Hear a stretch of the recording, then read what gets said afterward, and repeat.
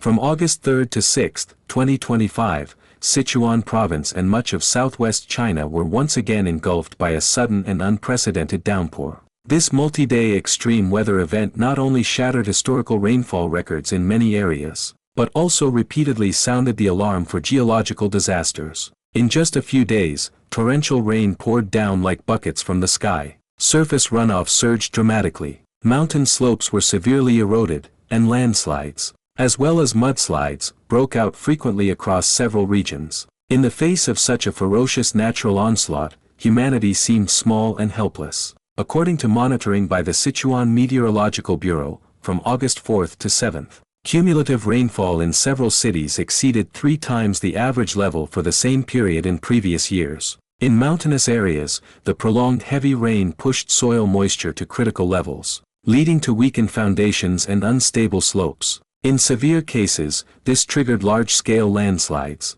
Under such conditions, even a previously stable mountainside can collapse suddenly due to oversaturation, resulting in catastrophic consequences.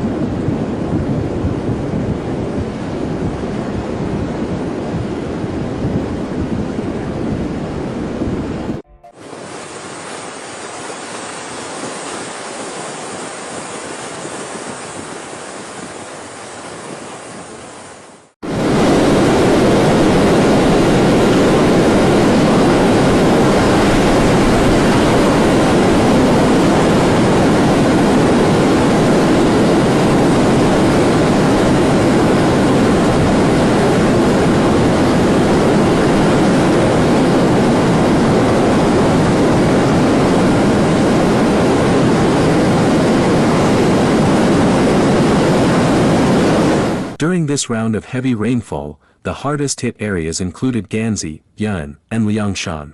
Counties such as Luding, Lewa, Hanyuan, and Shermian reported multiple geological disasters. Mudslides, like raging beasts, burst out from deep within the mountains, carrying boulders and debris as they swept down the slopes, cutting off transportation routes, destroying infrastructure, and posing serious threats to lives and property. Case study, landslide on National Highway G318 in Luding County. On the morning of July 27, a sudden landslide shocked the nation. A large section of the slope adjacent to National Highway G318 in Luding County, Sichuan, collapsed without warning. At approximately 7:30 a.m., after 5 consecutive days of torrential rain, the once stable red clay rock layer had become heavily saturated and unstable. Under the combined pressure of gravity and water accumulation, it gave way and crumbled. In an instant, 15,000 cubic meters of soil, rocks, and vegetation crashed down the slope, burying a 70-meter section of the highway. Massive boulders smashed through guardrails and communication poles. What was once a wide, vital road became a field of debris. More critically, G318 is a key transportation artery connecting Sichuan to Tibet, vital for logistics and people movement. It is a strategic lifeline between China's inland regions and its western frontiers.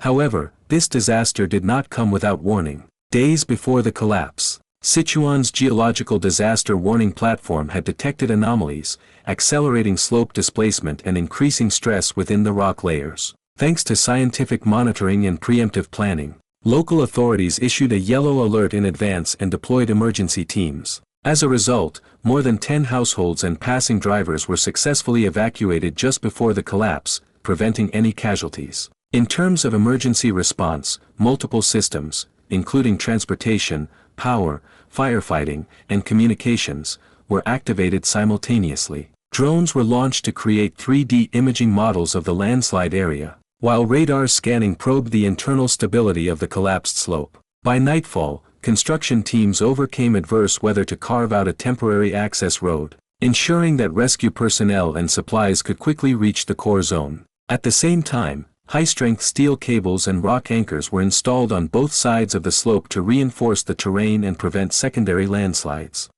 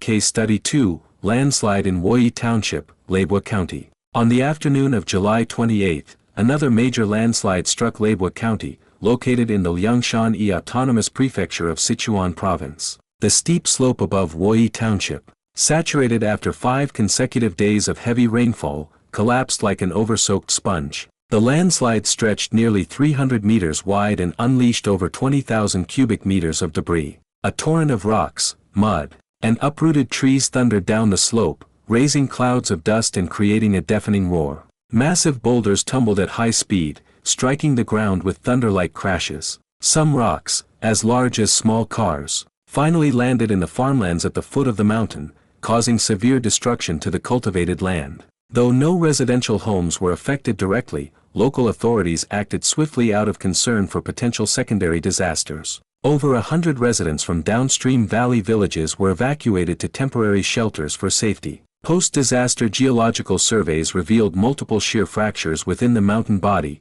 evidence of a typical, long-term accumulation-type landslide. These early fractures expanded rapidly under prolonged rainfall, ultimately leading to a complete structural failure. This incident once again highlights the critical importance of real-time monitoring and early warning systems for slope stability and geological risk prevention.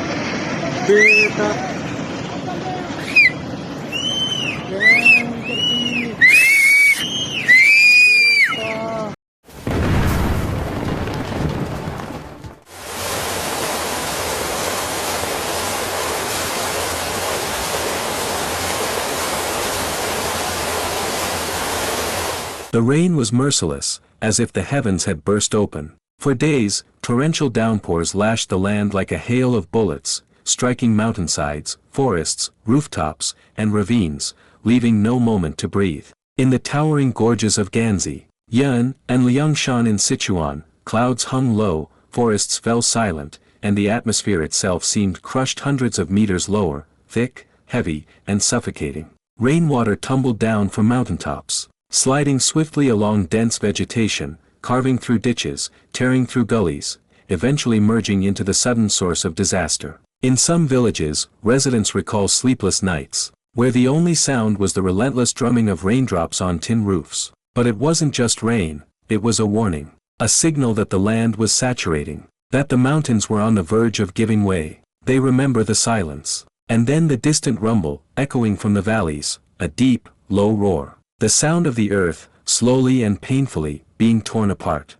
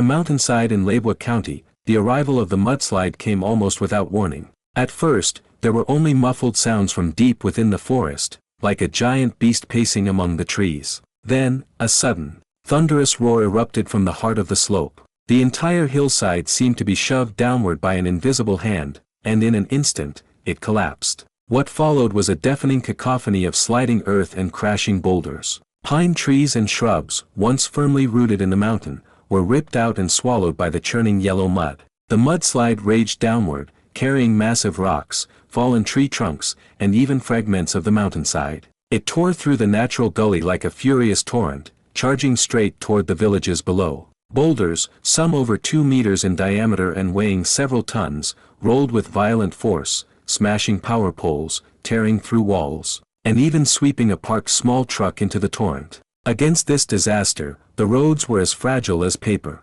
Several rural roads were completely buried under piles of mud and stone, with layers up to 3 meters thick forming walls of debris. Vehicles caught on the road were forced to stop. Drivers stepping out found their shoes sinking instantly into the sludge, unable to move. Some had no choice but to abandon their cars, trekking uphill on foot, leaving footprints that were soon erased by the relentless rain.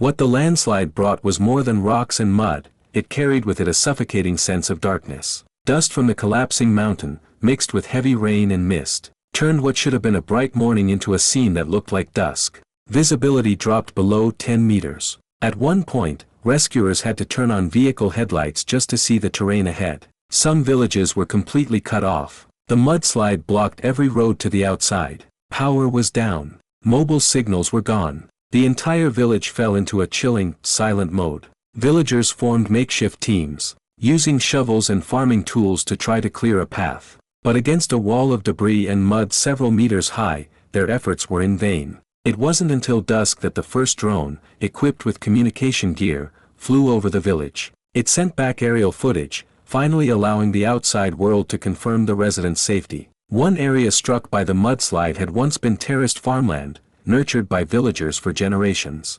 Post-disaster aerial shots showed a blackened slope, stripped clean by the torrent. The ground looked scorched, trees toppled in all directions, like a scene from the end of the world. In another ravine, rescuers uncovered a buried motorcycle, only half a wheel sticking out of the mud. Silent, still, as if it were quietly telling the story of sudden terror.